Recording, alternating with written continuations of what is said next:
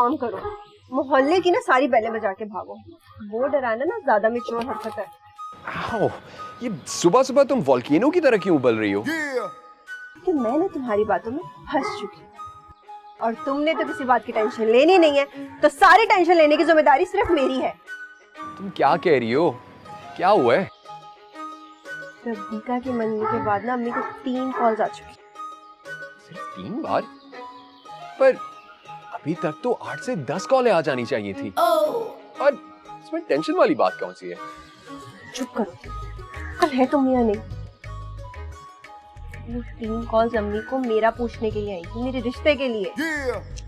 बस इतनी सी बात थी, इसका तो बड़ा आसान हल है। अच्छा जी, और वो क्या? जब रिश्ता आए तो तुम मना कर देना। और क्या कह के मना करो? कि आलियान ने कहा है कि रिश्ते से मना कर देना, ये कहो? सारा, क्या शादी से पहले तुम्हारी मर्जी नहीं पूछी जाएगी? पूछेंगे, लेकिन इनकार करने की भी तो वजह पूछेंगे ना। नहीं यार, तुम ना कोई बहाना बना लेना ना, बोल देना कि उसकी नाक मोटी है या उसके जूतों में से बदबू आ रही है। और अगर उसमें ये सारे मसले ना हुए फिर?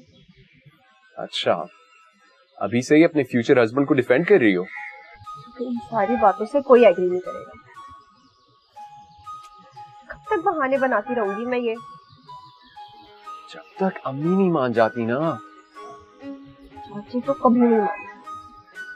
चलो मान भी लिया, तो उनसे तो बात करनी पड़ेगी ना। उन्हें टिकटॉक पे वीडियो देख के पता चलेगा या इल्हाम आएगा उन्हें।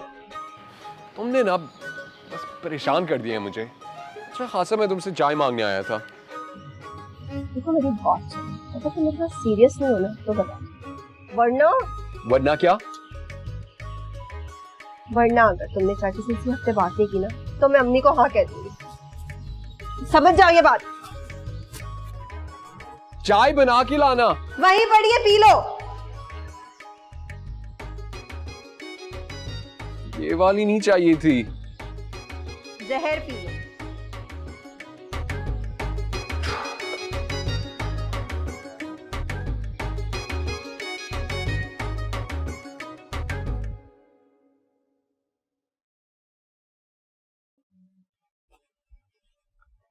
आए है, कहाँ घुसे चले आ रहे हो? गालबन आप सुल्ताना है। मैं कह दूं कि नहीं हो तो फिर? तो मैं बिल्कुल नहीं मानूंगा, क्योंकि मुझे मालूम है कि आप सुल्ताना है।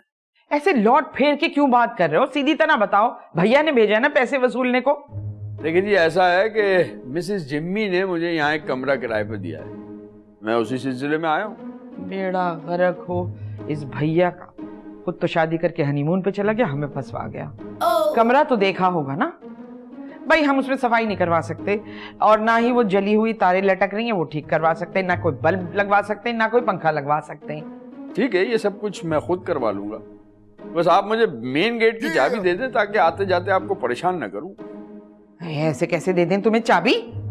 हमें क्या पता किस गैंग के सरगना हो तुम। ऐसे ही हो रहा है आजकल, एक मुनासिब शक्ल सूरत का हैंडसम आदमी आता है, मकान किराए पर लेता है, बाद में चाबी अपने डकैत दोस्तों को दे देता है। शुक्र है आपने मुझे मुनासिब शक्ल सूरत का स्मार्ट आदमी तो समझा। अच्छा ऐसा है कि आप कुछ दिन रहिए, हम आपको जज करेंगे, देखेंगे, अपनी तसल्ली करेंगे। जब हम पूरी तरह सेटिस्फाइड हो जाएंगे फिर हम आपको चाबी दे देंगे।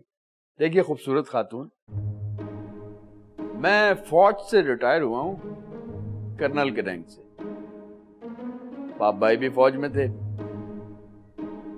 ये मेरा कार्ड है। अब तो आपको शक नहीं होगा? नहीं, बिल्कुल भी नहीं। आज शाम को ईमान से गोल्डन कलर की चाबी बनवा के आपके लिए रख लूंगी, ठीक है? अच्छा अभी तो मैं जा रहा हूं गोल्फ खेलने, शाम को कुछ लोगों को भिजवाऊंगा, वो कमरे में सारी चीजें ठीक कर देंगे। आपसे गुजारिश है कि आप उन्हें कमरा दिखा दीजिएगा। हाँ सुनिए, एक बात थी, वो हमारे ऊपर के पोर्शन में भी बड़ा काम है, अगर आप बुरा ना माने तो उनसे हम काम करवा लें अपने यहाँ। ठीक है, अगर उनके पास टाइम हो तो करवा लीजिएगा। आप उनसे कह दीजिए ना प्लीज। जरा सा मेरे कहने से ज्यादा आप कहेंगी तो असर होगा उन पर।